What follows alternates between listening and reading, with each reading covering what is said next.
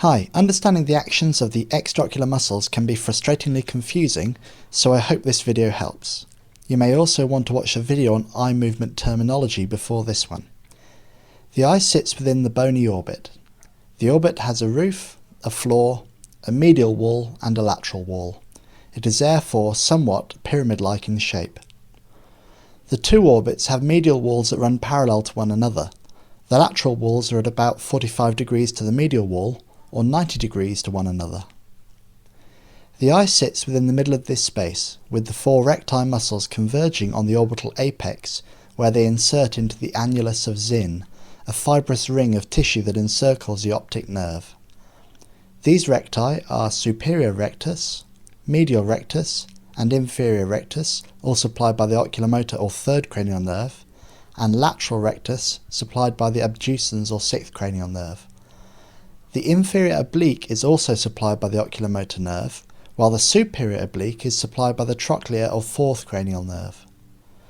Contraction of the lateral rectus abducts the eye, while contraction of the medial rectus adducts the eye. The two opposing muscles are described as being antagonists. Sherrington's law of reciprocal innervation states that when a muscle is stimulated, its antagonist is inhibited. This means that abduction is a combination of contraction of the lateral rectus and relaxation of the medial rectus.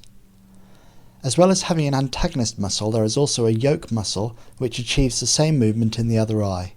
So for right gaze or dextroversion, the lateral rectus abducts the right eye, while the medial rectus adducts the left eye. Herring's law states that yoke muscles receive equal and simultaneous innervation, the magnitude of which is determined by the fixing eye. When the eye is abducted 23 degrees, the superior and inferior recti are aligned with the axis of the eye. They therefore act purely to elevate and depress the abducted eye. The superior oblique acts to intort, and the inferior oblique acts to extort the abducted eye. When the eye is adducted, the inferior oblique and superior oblique become the main elevators and depressors. The superior rectus now primarily intorts, and inferior rectus primarily extorts.